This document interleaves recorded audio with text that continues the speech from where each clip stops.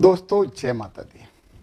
हम बात करने वाले हैं वृश्चिक राशि के जातकों को शनि महाराज का 29 मार्च 2025 शाम को लगभग 10 बजे का गोचर कैसा रहेगा।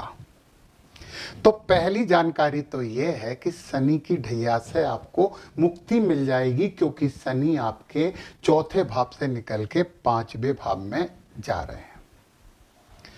थोड़ी सी राहत तो आपको मिलेगी। पिछले 2.5 सालों में आपने जो भुगता है उसमें थोड़ी कमी आएगी।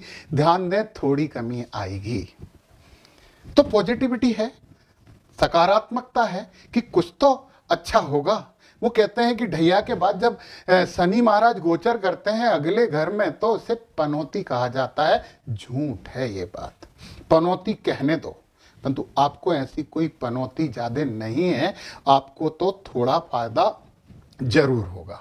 बहुत फायदे के लिए आपको 2.5 साल और इंतजार करने पड़ेंगे, क्योंकि वृश्चिक राशि चंद्रमा की नीच राशि है और ये सब बातें हम चंद्र कुंडली के आधार पे कर रहे हैं। तो वृश्चिक राशि मंगल की राशि है। मंगल की राशि मतलब आप बड़े ऊर्जावान जातक होते हैं, आप बहुत मेहनती होते हैं, आप टेक्निकली बहुत रिच होते हैं। परंतु जब वृश्चिक राशि में चंद्रमा होता है ना, तो आप अधिकार मानने लगते हैं किसी भी चीज पे अपना।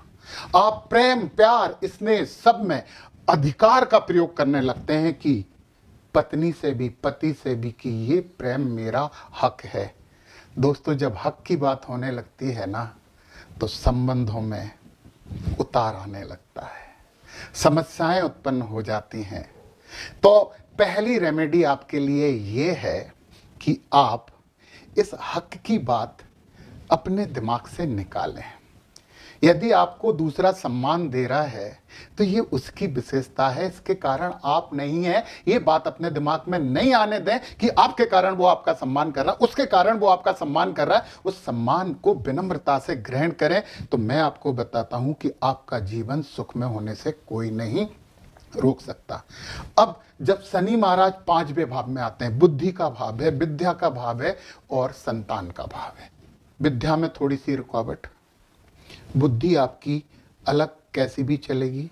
कभी कभी आप आवश्यकता से ज्यादा ईमानदार हो जाओगे, कभी कभी आप बेईमानी की सोचने लगोगे, कभी कभी आप किसी का सहयोग करने लगोगे, कभी कभी बोलेगा मैं नौकर हूं क्या उसका, मुझे उसका सहयोग नहीं करना है। ऐसे उतार चढ़ाव होते हैं। बच्चों को भी आप बहुत ज्यादा दबाव में रखने की कोशिश करोगे तो वो भी थोड़े थोड़े आपके विरोधी हो सकते हैं। इन सब चीजों से बचिए ना। कर्म हमारे हाथ में है और धर्म से कर्म सुधरते हैं। अध्यात्म का सहारा लीजिए। और ये वैसे तो जो काल पुरुष की कुंडली में है, ये सिंह राशि का भाव होता है सूर्य का, परंतु इस भाव पे पूरा नियंत्रण और कंट्रोल होता है बृहस्पति जी का, गुरुदेव का। तो गुरु और गुरुवत लोगों का सम्मान कीजिए। और मैं तो आपको एक सलाह दे रहा हूं कि यदि आपने अभी तक गुरु नहीं बनाए हैं तो गुरु बना लीजिए और उनकी खूब सेवा कीजिए, उनकी बातें सुनिए, उनकी बातें मानिए और उन्हें प्रसन्न रखिए। दोस्तों ये 2.5 साल भी आपको शुभतापूर्ण हो जाएंगे। अब शनि महाराज की दृष्टि की बात करें तो तीसरी दृष्टि मतलब हमारी, हम पहली बोल रहे हैं, शनि तीसरे भाव पे दृष्टि डाल रहे हैं। ये आपके पार्टनर का भाव है, व्यापार का भाव है, किसी भी तरह की साझेदारियों का भाव है। उसमें शनि महाराज थोड़ी सी समस्या उत्पन्न करेंगे, परंतु वो समस्या केवल आपके कारण उत्पन्न हो सकती हैं। आप दादागिरी मत करिए, आप सहयोग की भावना रखिए। और मैंने पहले ही बताया कि अध्यात्म और योग का सहारा लीजिए और गुरुदेव का सहारा लीजिए, तो ये घर भी आपका अच्छा होगा। परंतु आपको सावधानियां तो बरतनी होती है। जब कोई बीमारी में पड़ जाता तो डॉक्टर कहता है कि तला मला नहीं खाएंगे, उबली खिचड़ी खाओ, दाल का पानी पियो, थोड़ा दाल का पानी पियो, उबली खिचड़ी खाओ। मतलब अपना ईगो बाईपास कर दो, अपना अहम भूल जाओ, सहयोगी बनो। ये बात दिमाग में आने ही मत दो कि आप विशेष हो, क्योंकि आप अधिकतर ये सोचते हो कि आप यूनिक हो, दूसरों की तुलना में श्रेष्ठ हो।